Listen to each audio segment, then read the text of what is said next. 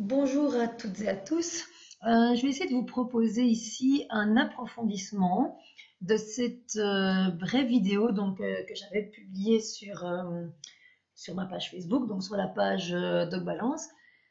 La vidéo est vraiment très courte, elle est très brève. Par contre, on pourrait en discuter pendant une heure, tellement elle est riche en éléments qui sont tellement importants dans la communication et dans l'évolution du chien. Euh, dans cet approfondissement, je vais essayer de répondre à quelques-unes de vos questions que vous m'avez transmises, donc à savoir, entre autres, est-ce que l'accompagnement par un chien plus expérimenté, donc ici en l'occurrence par Tao, est-ce que c'est indispensable ou non?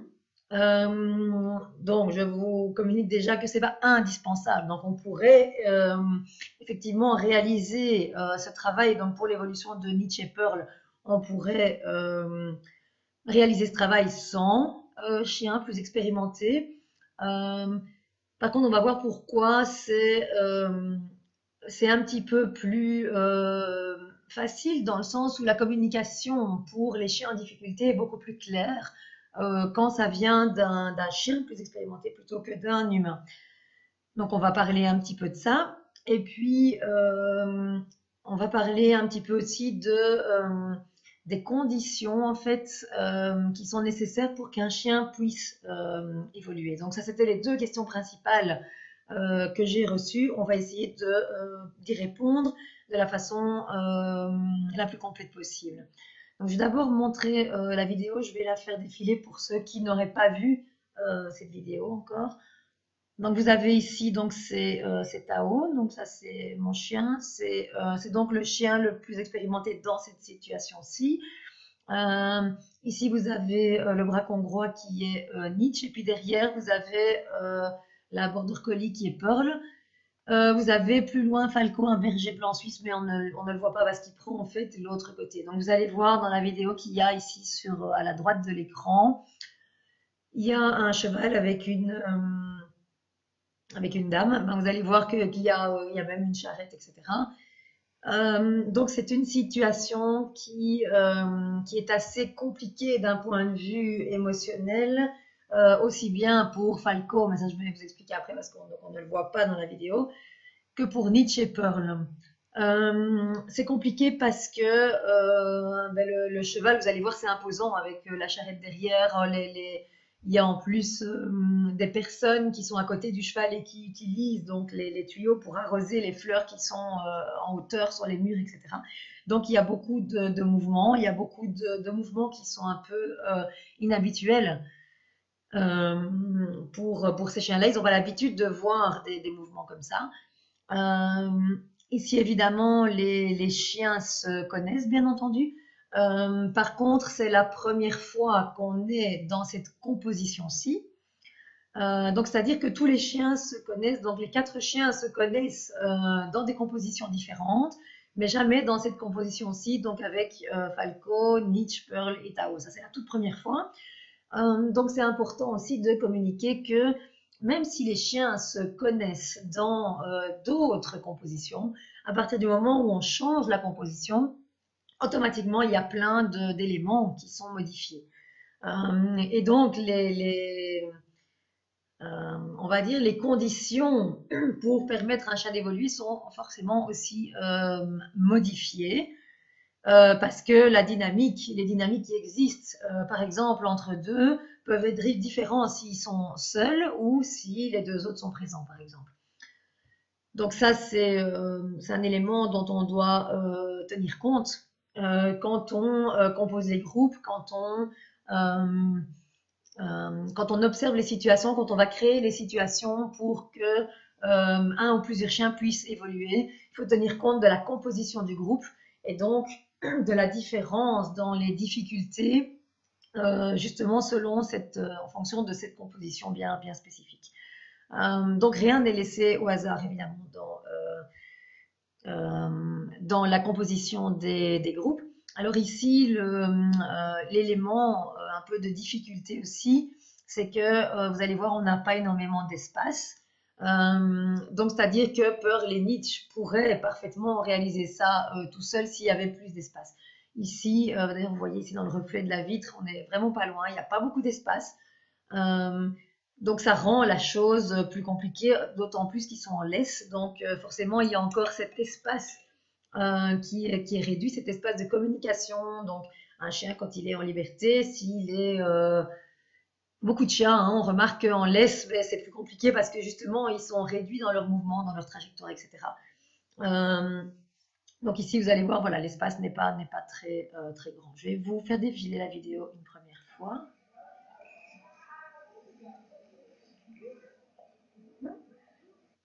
Et donc Falco est là en fait. Donc lui avait fait le tour de l'autre côté. Euh, donc en fait, on avait choisi, ça non plus, c'était pas laissé au hasard. On avait choisi de faire passer Falco de l'autre côté parce que on ne le voit pas, je pense. Attendez, je ne sais pas si vous pouvez le voir. Voilà, ici. On ne le voit pas très bien, mais donc en passant de l'autre côté, il est passé derrière. En fait, il y avait des arcades là.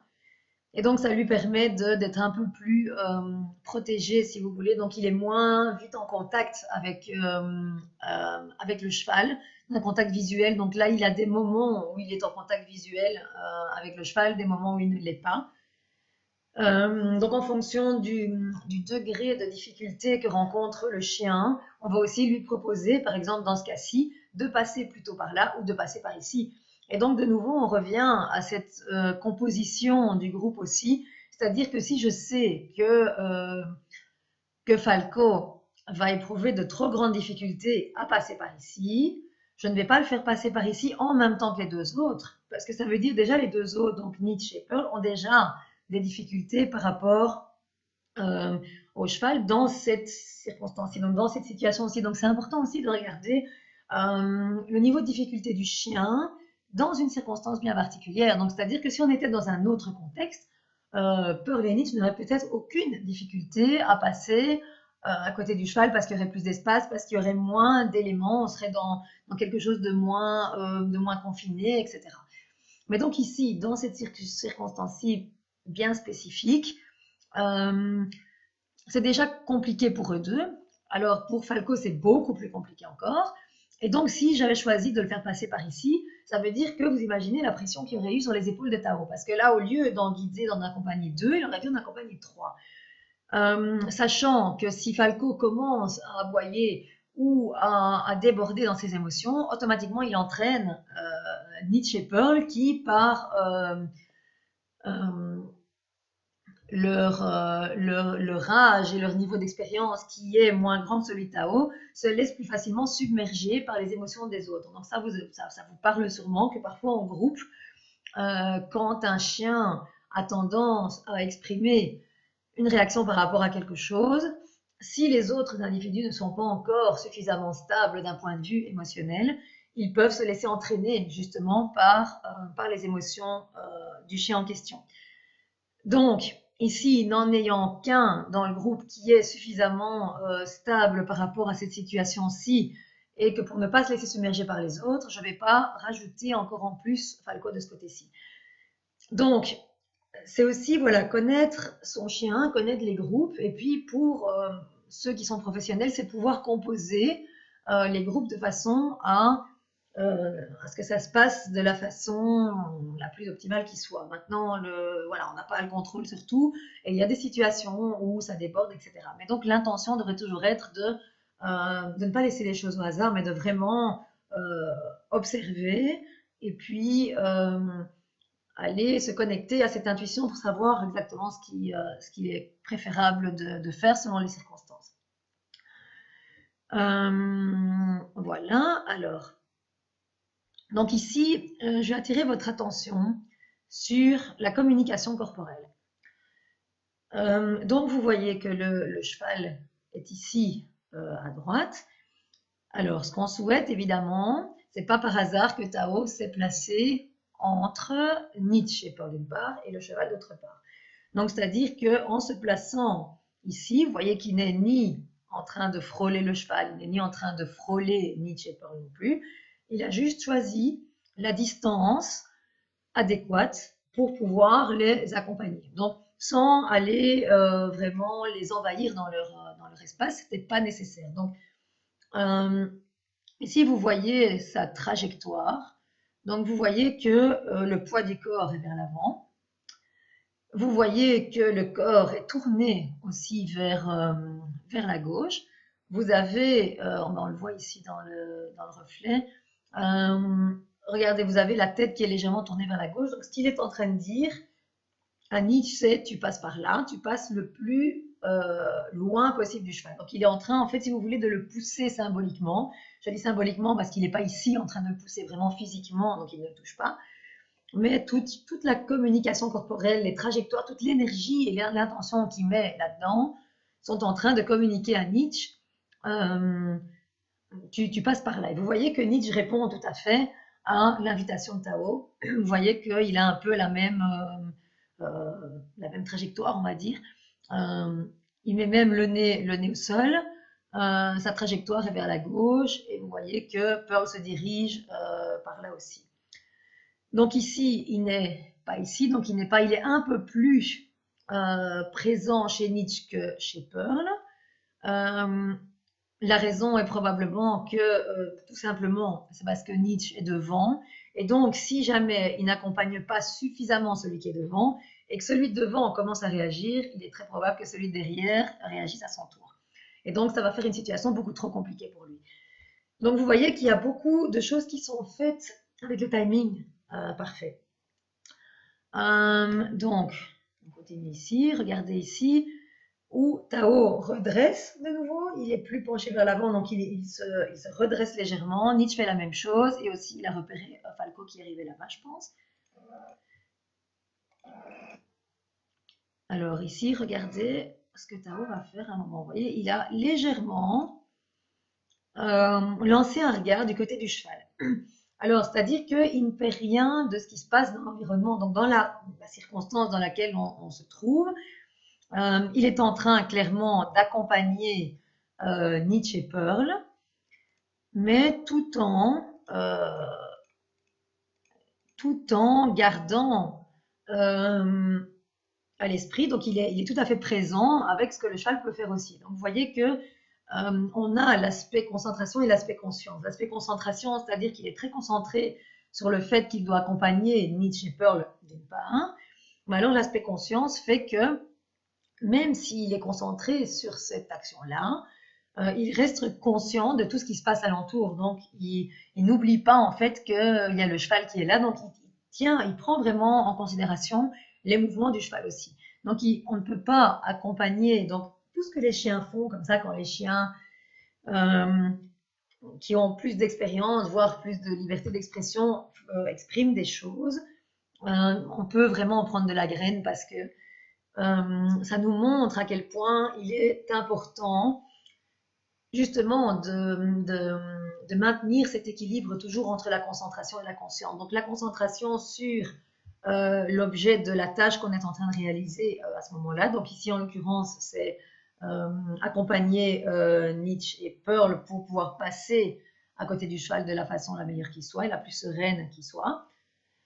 Et la conscience, c'est quand même maintenir une conscience par rapport à tout ce qui se passe alentour. Donc, vous voyez que c'est pas une question, il n'est pas question d'aller éviter tout ce qui se passe alentour, mais au contraire de bien voir tout ce qui se passe, parce qu'en faisant ça, il montre un exemple, mais vraiment non seulement pour nous humains, mais aussi pour Nietzsche et Pearl, c'est-à-dire que lui, ce qu'il veut, c'est pas que Nietzsche et Pearl évitent ou ignorent le cheval. Donc, ce qu'on veut, ce n'est jamais d'aller ignorer la source de la difficulté. C'est justement d'en prendre conscience, de garder, de maintenir cette conscience par rapport à cet objet qui constitue la difficulté, mais c'est de pouvoir apprendre quoi faire avec ces difficultés. Donc ici, le fait qu'il regarde le cheval, très certainement, c'est parce que lui en a besoin aussi, parce qu'il doit pouvoir regarder ce qui se passe. Il n'y a pas un élément nouveau qui est intervenu sur la scène, etc. Et en même temps, donc tout ce qu'il fait, donc on dit toujours quand on veut communiquer, quand on veut transmettre quelque chose à quelqu'un, il n'y a pas de meilleure façon de le faire que de montrer l'exemple. Donc ça ne sert à rien d'essayer d'aller comment dire, d'aller convaincre quelqu'un, voire essayer de contraindre quelqu'un à adopter, que ce soit un comportement, que ce soit une vision des choses, une perspective ou quoi que ce soit. C'est jamais ça sert à rien. Je veux dire, d'essayer, c'est pas juste non plus. La meilleure façon, c'est simplement de montrer l'exemple. Et en montrant l'exemple, en l'exprimant, donc c'est-à-dire que à ce moment-là, euh, tout est en harmonie, donc tout ce qui constitue nos pensées, nos intentions se reproduisent, se reflètent dans nos actions. Donc ça veut dire que tout est correspondant. Donc c'est pas que on a une intention, mais dans les actions on fait tout à fait autre chose. Ici c'est tout à fait le contraire. Donc tout est en harmonie. Donc là son intention d'aider Nietzsche Pearl elle est présente, sa pensée, tout ça par rapport à ça, tout ça se reflète en fait dans ses actions. Donc si lui, il a envie d'enseigner, de transmettre à Nietzsche Pearl, on n'ignore pas la source de difficulté. Justement, on va l'observer, on sait qu'ils sont là, mais on va apprendre à justement euh, aller trouver à l'intérieur de nous les capacités pour justement traverser cette situation. Et donc, ça nous ramène toujours, c'est aussi un grand exemple pour nous humains, c'est que de toute façon, on n'a pas le contrôle de ce qui se passe à l'extérieur. Et on ne peut pas prétendre obtenir un contrôle quelconque sur ce qui se passe à l'extérieur. Ce qu'on peut faire par contre, c'est avoir un contrôle sur nous-mêmes, une maîtrise de nous-mêmes. Et donc, ça consiste vraiment à aller prendre conscience de nos émotions, à aller prendre connaissance de nos difficultés et donc des émotions qui sont liées ou qui surgissent à partir de ces difficultés et donc d'aller tenter d'entraîner notre esprit et donc d'aller entraîner notre esprit à maîtriser ses émotions, à avoir une meilleure conscience et de pouvoir les transformer afin de vivre les situations de façon beaucoup plus adéquate pour tout le monde et pour le bien-être de tous. Voilà. Alors ici ensuite, vous voyez que il a observé ce qui se passait là, il doit revenir à l'objet de concentration, c'est-à-dire qu'ici, il choisit de resserrer un peu. D'ailleurs, regardez, attendez, voilà. Regardez comme Nietzsche est tout à fait concentré. Par contre, vous voyez que là, c'est beaucoup plus resserré. Vous voyez ici, à ce moment-ci, il doit vraiment passer plus l'un à côté de l'autre parce que la distance ici est beaucoup plus réduite, évidemment. Donc, ici, vous voyez que tout est dans le timing en fait parce que donc un chien ne va jamais penser en termes de concept comme je suis en train de vous l'expliquer ici, bien sûr. Mais donc, Tao à ce moment-là doit faire un choix. Donc, il doit emmener Nietzsche et Pearl de ce côté-là. Mais en même temps, il doit tenir compte du besoin d'espace du cheval aussi, parce que le cheval, bon, il n'est pas spécialement, probablement super à l'aise si Tao va le frôler, bien sûr. Et puis Tao doit penser aussi à la sécurité pour lui aussi, c'est-à-dire qu'il ne peut pas aller à côté des pattes du cheval. Donc ici, pour passer, vous voyez qu'ici, il est obligé de resserrer un peu. Et donc là, la proximité entre Nietzsche et lui devient beaucoup plus grande. Et donc, vous voyez Pearl qui suit juste derrière. Et donc, regardez ici, vous voyez que Nietzsche a compris, voilà, il se met alors à ce moment-là dans la trajectoire pour partir par là. Pearl fait la même chose. Voilà, elle suit la même trajectoire. Et alors, vous allez voir ici, comme ça devient beaucoup plus étroit, regardez. Donc, d'une part, Nietzsche a vu Falcon. Donc, ça veut dire que là, s'ils continuent à avancer à ce moment-là, ils vont se retrouver, voilà, ici à deux avec Falco qui est là. C'est peut-être un petit peu compliqué pour Falco qui va voir les trois arriver d'un coup. Et puis, c'est un petit peu étroit. Donc ici, il y a tout, de nouveau, ça dépend de la composition du groupe. Mais ici, il y a toute une conscience aussi de la part de Nietzsche. C'est que vous voyez qu'il repère Falco là. Hein. Donc ça veut dire que s'il poursuit sa trajectoire, il va devoir se trouver ici.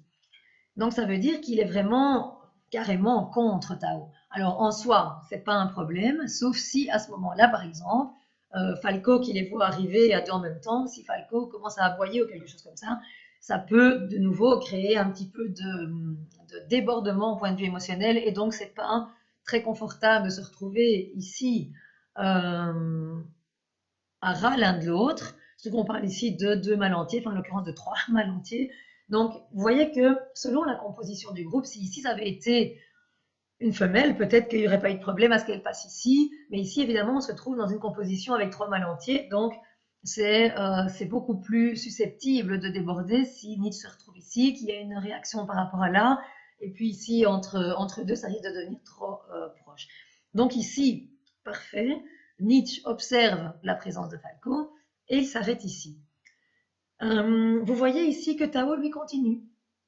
Il n'est pas du tout inquiet par rapport à euh, la réalisation de la trajectoire par Nietzsche. Parce que là, en avançant, il laisse Nietzsche et Pearl sans barrière par rapport au cheval. Et donc ça, c'est encore un élément important dont on peut prendre de la graine aussi, nous, humains. C'est que quand on souhaite aider, donc ici dans ce cas-ci, on souhaite aider un chien. Et on souhaite lui montrer l'exemple pour lui montrer que une telle attitude, en fait, donc c'est pas, on va pas aller apprendre une attitude ou essayer de transmettre une attitude à un chien pour un besoin personnel. Donc ici, en aucun cas, Tao ne souhaite évidemment, ni moi d'ailleurs, que Nietzsche puisse passer à côté du cheval parce que pour moi c'est plus pratique, absolument pas. Moi ce que je veux et ce que Tao veut aussi, c'est que le chien puisse évoluer parce que c'est pour le bien-être de tous. Donc c'est-à-dire que si un chien a des difficultés par rapport au cheval, le laisser passer n'importe comment, en aboyant, voire en tirant, etc., c'est ni bénéfique pour le chien lui-même, parce qu'évidemment, ses émotions débordent, donc il ne peut pas trouver une stabilité émotionnelle, mais en même temps, c'est pas juste pour le cheval non plus, parce que lui, il n'y peut rien, évidemment. Donc c'est toujours quand on essaie de... la question qui est toujours utile, même indispensable de se poser quand on pense apprendre quelque chose à un chien, c'est est-ce que je le fais pour mon petit besoin personnel, du qu'en dira-t-on, etc., ou parce que moi, j'ai pas envie d'être dérangée par ça, ou donc là, évidemment, c'est pas vraiment la meilleure raison, ou bien, d'autre part, est-ce que je le fais parce que vraiment, c'est bénéfique pour tout le monde. Donc ici, la situation ici, elle est bénéfique pour tout le monde, parce que passer, on est obligé de passer. Donc en choisissant de faire passer Falco de l'autre côté, ben, on contribue évidemment au bien-être de Falco et de son humaine, parce que c'est beaucoup plus simple pour lui, que c'est trop tôt pour pouvoir passer de ce côté-ci. En choisissant par contre de faire passer Nietzsche et Pearl par ici, on contribue aussi à leur évolution et à leur bien-être, parce que les faire passer là-bas de l'autre côté, ça aurait été quelque chose de trop simple. Et donc, ben, si quand on est dans les choses vraiment trop simples, où il n'y a jamais une petite once de difficulté, ça ne permet pas au chien d'évoluer. Donc, c'est-à-dire que chacun a le droit d'évoluer. Donc, ici, si on était passé de l'autre côté, c'était trop simple, il n'y aurait pas eu de possibilité d'évolution, il n'y aurait pas eu de communication ici vraiment entre eux. Ici, on l'a fait comme ça, sachant évidemment aussi, enfin, Tao le savait, que ça n'allait pas être un problème pour le cheval non plus. Après, on peut discuter longuement que voilà, le cheval n'est peut-être pas bien dans cette situation, etc. Ça, je veux dire, c'est pas, ben voilà, le cheval, moi, j'ai rien à voir avec lui dans le sens où je ne peux pas décider de la vie qu'il conduit tous les jours. Donc, je veux dire, à partir du moment où je rencontre, peu importe mon opinion, je veux dire, que ce soit dans n'importe quelle situation ou circonstance, quand j'observe quelque chose, quand je croise quelqu'un, donc un individu, donc humain ou non, peu importe, je ne vis pas avec cet animal, avec cet individu, donc je n'ai pas le contrôle de ce qu'on peut apporter dans la vie quotidienne à cet animal. Par contre, je peux faire en sorte au moment où moi je le croise, que tout se passe le mieux possible. Je peux entrer en communication corporelle ou voilà, avec lui, peu importe, et faire en sorte que tout se passe bien. Donc par exemple, je préfère avoir ici cette situation-ci et qui est plutôt rassurante pour le cheval étant donné que tout le monde passe sans envahir son espace. Que par exemple, moi passer de l'autre côté où il ne se passe rien et le cheval ne nous voit peut-être pas, et puis qu'après il y ait quelqu'un qui passe en frôlant le cheval, par exemple. Donc, ce que je souhaite aussi, c'est d'aller donner à ce cheval la possibilité de pouvoir voir que il y a des chiens qui peuvent passer tout en respectant son espace et tout en voulant lui être le plus bénéfique possible. Donc, alors à la question, est-ce que c'est vraiment indispensable d'avoir un chien plus expérimenté qui est présent dans cette situation ou est-ce que c'est juste utile mais pas indispensable? Alors, on pourrait le faire sans la présence de Tao, bien sûr. Donc, simplement avec l'humain, on pourrait le faire. Par contre, la différence qu'il y a, c'est que très souvent, donc on a tous en soi le potentiel de pouvoir réaliser ça. D'accord? Aussi bien les chiens que leurs humains, ils ont tous en eux ce potentiel de pouvoir réaliser ce qu'on vient de réaliser ici ou ce que Tao est en train de réaliser. Donc tout le monde l'a. Par contre, tout le monde n'en est pas nécessairement conscient. Et donc, il peut y avoir, si les humains n'ont pas encore réalisé un travail suffisamment profond, je vais dire, sur justement la conscience de ce potentiel et la reconnaissance de ce potentiel et la réalisation de ce potentiel, on peut avoir, par exemple, en tant qu'humain, c'est quelque chose de très fréquent, c'est qu'on a un attachement au résultat. C'est-à-dire qu'on a une image, on a une idée de ce qu'on veut réaliser, et quand on va réaliser, on va quand même rester attaché au résultat. Ce qu'un chien, avec l'expérience par exemple de Tao et avec ce tempérament-là, etc., toute l'expérience qu'il a accumulée au cours des années, il n'a pas du tout d'attachement au résultat. C'est-à-dire que lui, il observe la situation. D'ailleurs, vous l'avez vu ici, et c'est pour ça que je vous laisse cette image, que vous l'avez vu. Donc, au départ, il a une idée de ce qu'il va faire. Mais c'est pas une idée à laquelle il va s'attacher il va pas s'agripper à cette idée, d'accord? Donc lui, tout ce qu'il essaie de faire toujours, c'est d'aider au mieux les chiens qu'il va accompagner. Après, donc, il met tout en place, c'est un peu comme quand vous plantez quelque chose.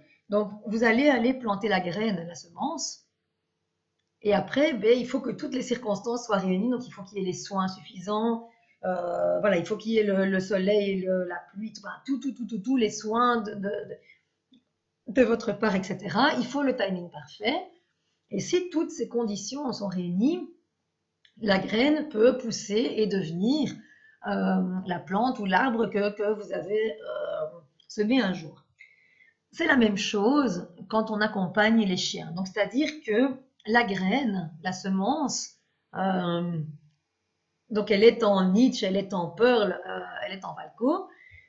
Après, il faut que toutes les circonstances, que toutes les conditions soient réunies pour que, à ce moment-là, la communication puisse prendre place et qu'elle puisse et que les enseignements puissent être transmis par Tao. Donc lui, tout ce qu'il fait, c'est on va dire, lui, ses compétences, sa motivation à aider, sa stabilité émotionnelle, le charisme qu'il a et qui automatiquement transmet non seulement ce respect, mais aussi cette sérénité chez les autres. Tout ça, ce sont toutes les conditions qui sont réunies pour que la graine puisse pousser. D'accord? Après, lui, quand il a fait tout ce qu'il pouvait en fonction de tout le potentiel qu'il a, voilà, lui, toutes les conditions sont réunies, il a fait ce qu'il avait à faire. Après, vous voyez qu'il est complètement détaché du résultat. La preuve, c'est qu'il est tout à fait confiant dans ce qu'il a proposé ici, parce que là, il avance, et donc il laisse aussi bien Nietzsche que Pearl avec une ouverture sur le cheval. Donc lui, il a fait tout ce qu'il devait faire, toutes les conditions étaient réunies pour que, justement, donc ces graines puissent pousser et former l'arbre, la fleur, la plante qu'elles doivent devenir. Et donc, il est tout à fait détaché du résultat et il poursuit sa route. Si on n'a pas un chien et qu'on a un humain, mais qui n'est pas encore, parce qu'en tant qu'humain, on a beaucoup de travail à faire sur nous-mêmes et sur le chemin de l'évolution, ben on avance chacun à notre rythme. Et donc, c'est possible qu'à un moment de notre évolution ne soit pas encore suffisamment en profondeur que pour pouvoir le réaliser de cette façon-ci. Et c'est souvent pour ça que ça fonctionne beaucoup mieux quand Tao ou Zenshi, par exemple, sont à côté, par rapport à quand la personne se retrouve toute seule, parce que la personne, après, bon, ici, elle a l'exemple. Après, c'est pas dit que la personne puisse. Donc, la personne peut avoir les compétences, elle peut avoir la motivation d'aller réellement et véritablement aider son chien sur le chemin d'évolution. Après, peut-être qu'elle n'a pas encore trouvé le timing parfait, parce que tout est une question de timing. Si Tao réalise un mouvement une fraction de seconde plus tôt ou plus tard, ça peut foirer, évidemment. Donc, il y a cet aspect de timing, et donc ça demande énormément d'expérience. Lui, il a des années d'expérience derrière lui pour pouvoir le faire correctement, adéquatement. Les personnes, en général, en sont au début de ce travail sur elles-mêmes, cette recherche de timing adéquat, etc. C'est quelque chose qui prend du temps. Et donc, moi, je trouve qu'il faut pouvoir offrir à tout un chacun l'espace d'apprentissage qui leur est nécessaire. Et donc, pour le chien, c'est beaucoup plus clair et beaucoup plus cohérent si à chaque fois c'est bien réalisé. Et donc là, il y a vraiment l'exemple. Et à partir du moment où la personne qui est encore un petit peu titubante, je vais dire, et qui essaie de trouver et de pratiquer, donc ça demande énormément de pratique, comme je le disais juste avant. Et donc, si le chien a déjà eu l'exemple avec Tao, la personne, si ça se reproduit plusieurs fois, ça veut dire que le chien a toujours cet exemple qui est le plus serein, on va dire, parce qu'ici, Nietzsche et Pearl ont pu passer de façon plus sereine à côté du cheval que si ils avaient été seuls, donc sans la présence de Tao.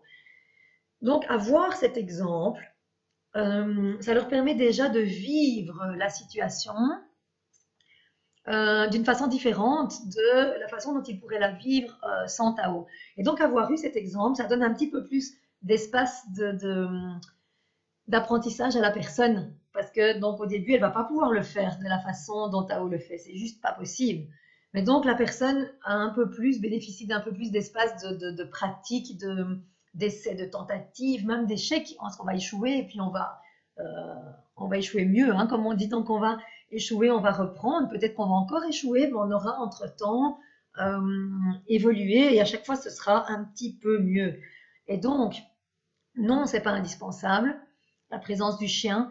Par contre, s'il n'y a pas la présence du chien, ben si la personne n'est pas, n'a pas réuni toutes ces conditions encore, ça risque de prendre beaucoup plus, euh, ça risque de causer beaucoup plus d'échecs, on va dire, parce que le chien n'aura jamais l'occasion peut-être de vivre la situation de façon sereine.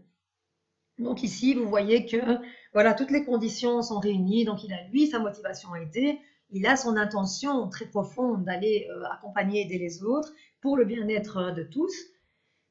Il a les compétences qu'il a, il a l'expérience qu'il a, il a le charisme qu'il a, il a cette stabilité émotionnelle. Donc toutes les conditions sont réunies. Là, le timing est parfait. Il ne s'agrippe pas à la réalisation. Et donc vous voyez que la réalisation ici est complètement fluide quand vous regardez.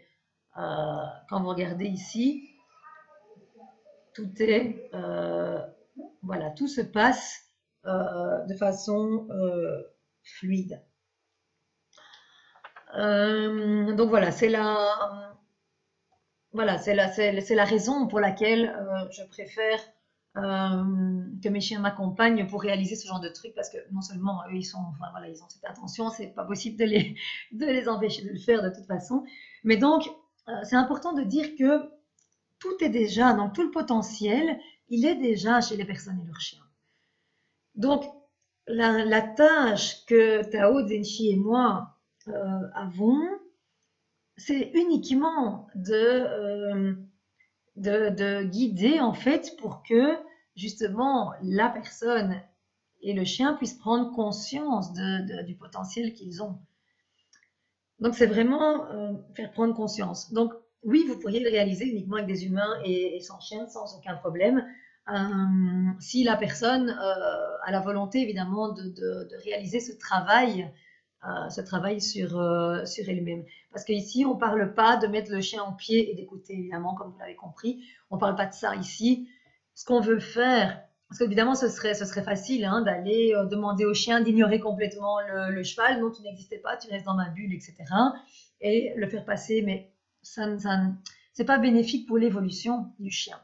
Donc l'évolution du chien, ce n'est pas de s'enfermer dans une bulle, ce n'est pas d'ignorer les difficultés, ce n'est pas de simplement obéir à la personne qui l'accompagne. C'est beaucoup plus que ça, c'est vraiment l'évolution du chien, c'est pouvoir aller justement découvrir tout ce potentiel qui vit en lui et pouvoir exprimer les choses de façon autonome. Donc ici, l'objectif est bien évidemment que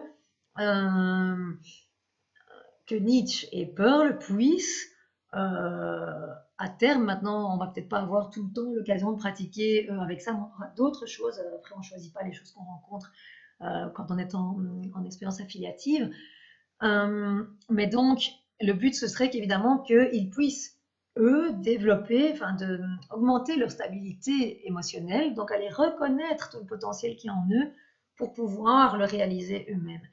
Donc, la seule tâche que nous avons, donc que ce soit moi ou que je sois avec mes chiens, notre seule tâche, c'est d'aller faire prendre conscience aux individus que nous accompagnons, donc les humains et les chiens, leur faire prendre conscience qu'ils ont ce potentiel. Il suffit juste de, euh, de le reconnaître et donc comment est-ce qu'ils vont pouvoir reconnaître ce potentiel? C'est par la pratique, par l'expérience, par l'observation.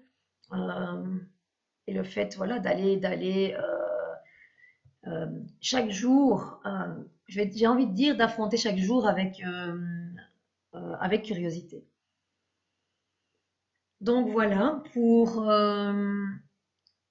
l'approfondissement de cette vidéo. Vous pouvez me transmettre questions si vous avez, vos commentaires, etc. Vous pouvez les mettre en dessous de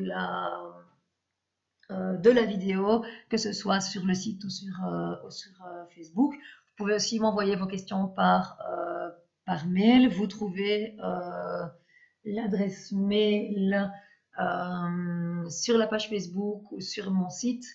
Voilà.